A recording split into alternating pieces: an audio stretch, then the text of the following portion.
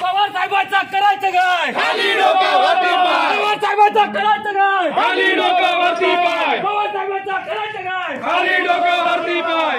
पवार साहेबांचा करायचं काय? खाली डोक्यावरती पाय. हा ठीक आहे ना, ठीक आहे ना, पाहू ना. आपण करतो.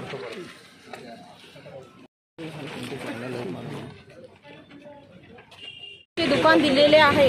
प्रशासनाने इथे कशी काय परमिशन दिली हा खूप मोठा प्रश्न आहे. जिथे देशी दारूचे दुकानं दिलेले आहे तिथे अगदी बाजूला लागलेला डॉक्टर भारत यांचा दवाखाना आहे.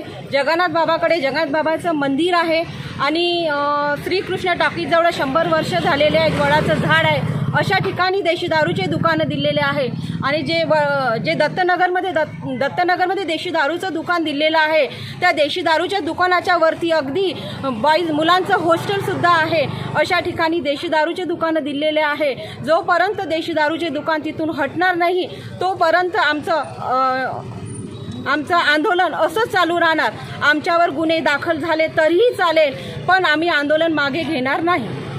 22 वर्ष जुनं जैन मंदिर, त्याच्या शेजारी वाईन शॉप, बिअर शॉपी, 100 वर्ष जुनं वडाचं पवित्र झाड, टायपिंग इन्स्टिट्यूट, शैक्षणिक संस्था, त्याच्या 20 मीटरमध्ये देशी दारूचं दुकान. अख्ख्या चंद्रपूर यवतमाळ जिल्ह्यामध्ये हजारो भक्त असलेले जगन्नाथ बाबा त्यांच्या मठाच्या समोर देशी दारूचं दुकान. लहान लहान चिमुकल्या पोरांना तिथं आमच्या भगिनी दवाखान्यात घेऊन जातात. त्या डॉक्टर राम भरत यांच्या दवाखान्याच्या शेजारी त्याला लागून देशी दारूचं दुकान. बंगाली कॅम्पवर चंद्रपूर पब्लिक स्कूलला लागून देशी दारूचं दुकान. देशी दारू, वाईन शॉप, बिअर शॉपी याची खैरात वाटण्याचं काम चंद्रपूर शहरामध्ये, जिल्ह्यामध्ये सुरू आहे. महानगरपालिकेचं बांधकाम अधिकृत असल्याचा दाखला घेणे म्हणजे दारूबंदी प्रतिबंधक कायदा 1949च्या कलम 5D मध्ये नमूद केलेला आहे. आवश्यक असताना महानगरपालिकेचा दाखलासुद्धा घेतला नाही. टॅक्स पावतीवर, इलेक्ट्रिक बिलच्या झेरॉक्सवर देशी दारूचे दुकानं वाटले. नळाचं कनेक्शन देत नाही पण टॅक्स पावतीवर दारूचे दुकानं देतात. ही खैरात वाटण्याचं काम सुरू आहे. इथचे जे भ्रष्ट अधिकारी आहे, पवार नावाचा पोलीस निरीक्षक, पाटील नावाचे अधीक्षक, इथचे कलेक्टर, इथचे SP, इथचे ठाणेदार यांनी तयार केलेले अहवाल, ह्या सगळ्यांची चौकशी झाली पाहिजे. यांनी केलेली आर्थिक देवाणघेवाण, यांचे हप्ते गोळा करणारे माणसं, त्यांचे गाडी नंबर, त्यांचे चेहरे, त्यांचे नावं सर्व आम्ही शासनाला देणार आहोत. IG साहेबांना देणार आहोत, DIG साहेबांना देणार आहोत, नागपूरला कमिशनर, एक्साईज मंत्री महोदय सगळ्यांना देणार आहोत. या भ्रष्ट अधिकाऱ्यावर निलंबनाची कारवाई झाली पाहिजे. किती मोठा अधिकारी असला तर त्यानं नियम धाब्यावर बसवण्याचा, कायदे हातात घेण्याचा त्याला अधिकार नाही.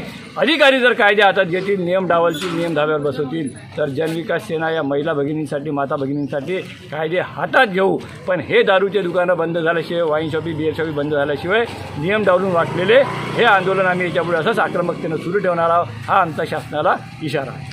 जर कागदपत्रे जर हे झाले तर त्याचा रिपोर्ट वरिष्ठ कार्यालयाला कळवण्यात येईल. सदरचे आणून न्याप्त्या ज्या वेळेपूर्वी जे चालू होत आहेत त्यांनाही 2 स्क्वॉड आज नेमण्यात आले आहेत.